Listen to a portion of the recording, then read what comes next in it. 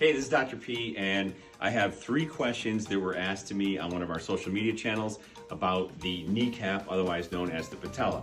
Question number 1, how do you know if you broke your kneecap? That was the first question. Second question, how do you know if you sprained your kneecap or sprained your knee? Third question, how do you fix a kneecap? Okay, so what we usually start with is if we want to know if someone fractured their patella or broke their kneecap, we start with x-rays, and these are x-rays here.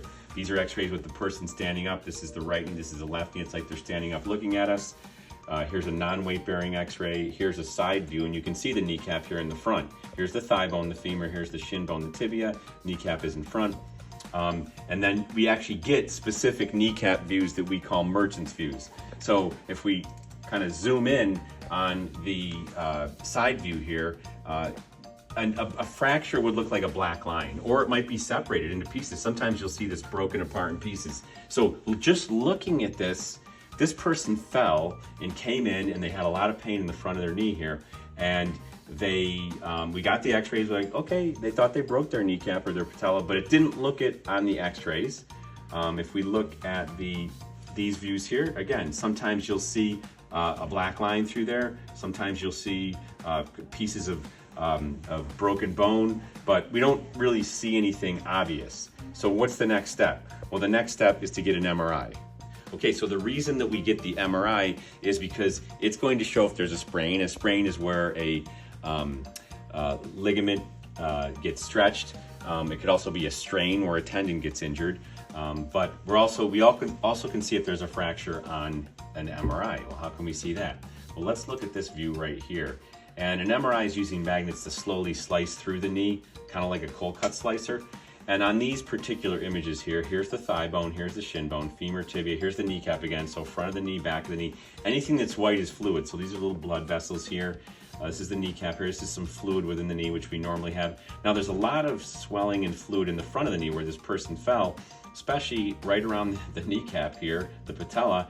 And lo and behold, you know, the bone should be blackish grayish, and you see the patella right here, the kneecap, all this big white area right here. So this person, at the least, had some significant microfracturing, or sometimes people will call it bone bruising, but actually the bone has little small fractures in it. So it's weak right here. And if we just tell this person, if we had just gotten an x-ray and said, oh, you're fine, you don't have anything, and they kept doing what they wanted to do, going up and down stairs, walking, etc., that could displace and break, and then it might need surgery, because you say, well, what can you do if you have a broken kneecap? Well, if it displaces, it separates, then that's going to need surgery. Sometimes we put screws and or wires and or sutures to pull it back together. In this case, it hadn't broken yet, which is great.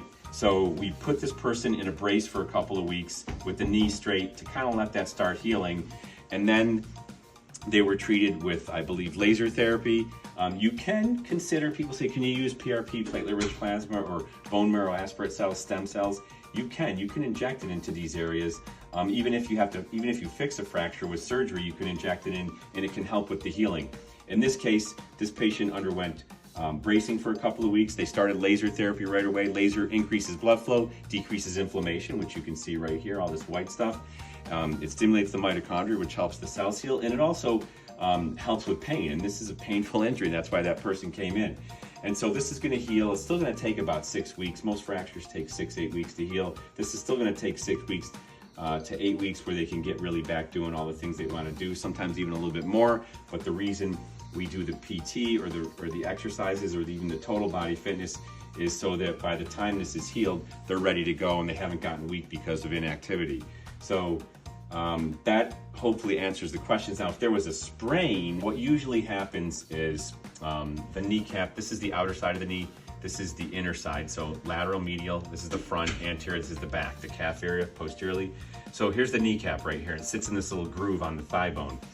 That kneecap can sometimes dislocate and pull off to the side here. And what you'll see is, you see this black line right here? That's actually a ligament. Ligaments connect bone, kneecap, to bone, thigh bone. And here's a ligament right here that connects the bone down to the bone here. And so usually a kneecap is going to dislocate or sublux, pop out laterally, meaning to the outside. It can go the other way, but it's most commonly going to go to the outside. And so what we would see is, we would see a stretch or a tear in this black ligament. You'd see white signal. You might see it torn apart. We do not see that this person has not suffered a sprain of their knee, but they have suffered the microfracture. You can even see some little cracks right in there. So this area is weak. All this white stuff is abnormal. So fracture, non-displaced, gonna heal without surgery 99% of the time if the person behaves themselves, but no sprain of the ligament as far as we can tell.